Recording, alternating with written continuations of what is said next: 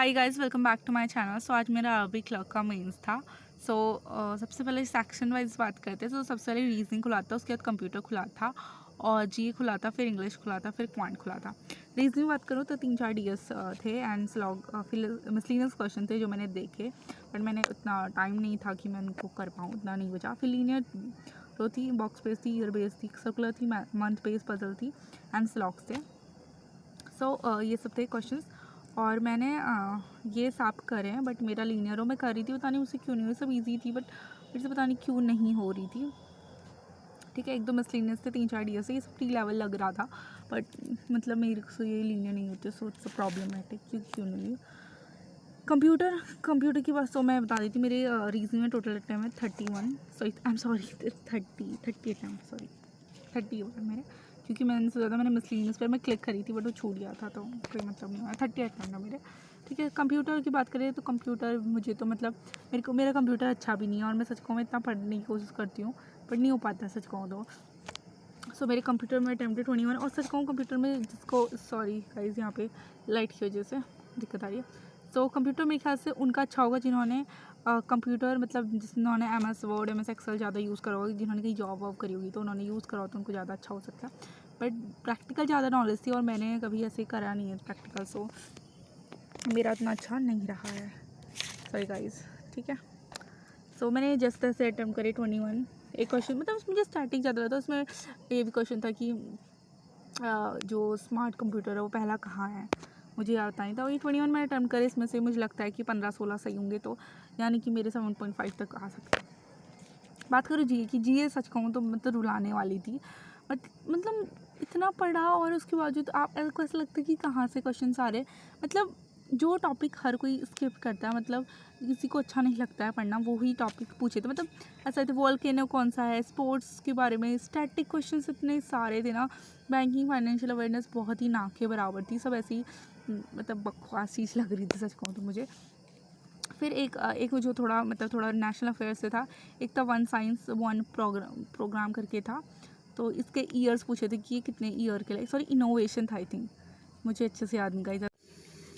एक प्रयास स्कीम का आर पूछा गया था कि यार क्या है, तो मुझे तो अच्छे से याद नहीं था, बट मुझे याद मैंने पढ़े तो थे, बट मुझे थोड़ा बहुत याद आता कि रेगुलर करके, तो ये हो सकता है। टॉकिंग अबाउट इंग्लिश मुझे ईजी साइड लगी, बट वही है ना, ईजी लग रही है, मार्क्स नहीं आ रहे तो कोई मतलब नहीं होता है।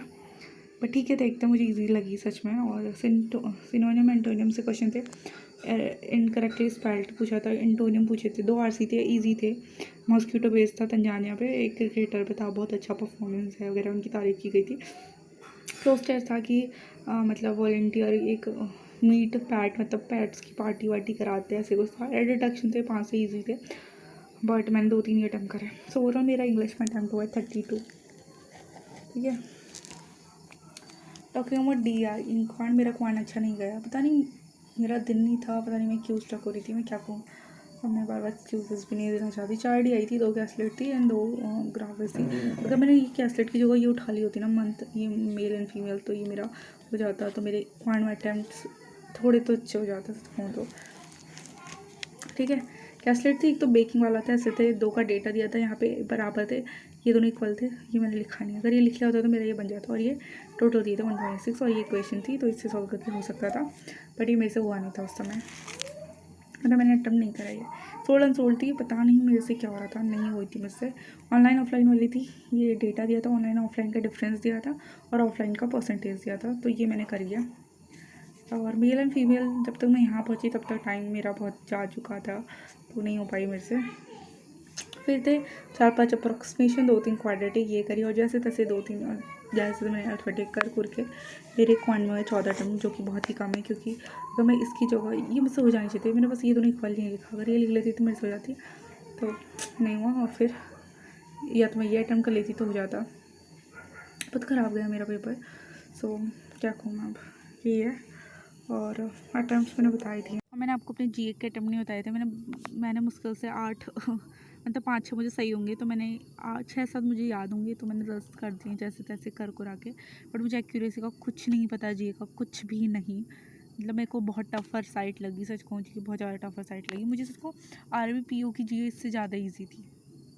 ठीक है। और कंप्यूटर में तो मुझे दोनों एक जैसे ही लग रहे थे, मतलब पी और क्लाउ की मुझे बराबर लगी।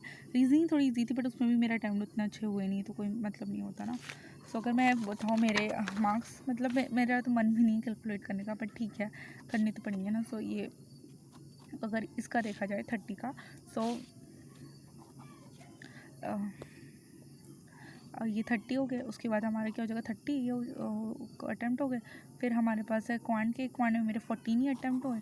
इनका 1/5/4 हो जाएगा, यानी कि 1.25 हो जाएगा, यानी कि 44। इसका हमारा ये हो जाएगा, मैं फुल ले रही हूँ इन दोनों में एक्यूरेसी, तो मेरे 55 यहाँ से आ जाएंगे। ठीक है, फुल ले रही हूँ, अगर एक दो गलत हुआ तो कम हो जाएगा।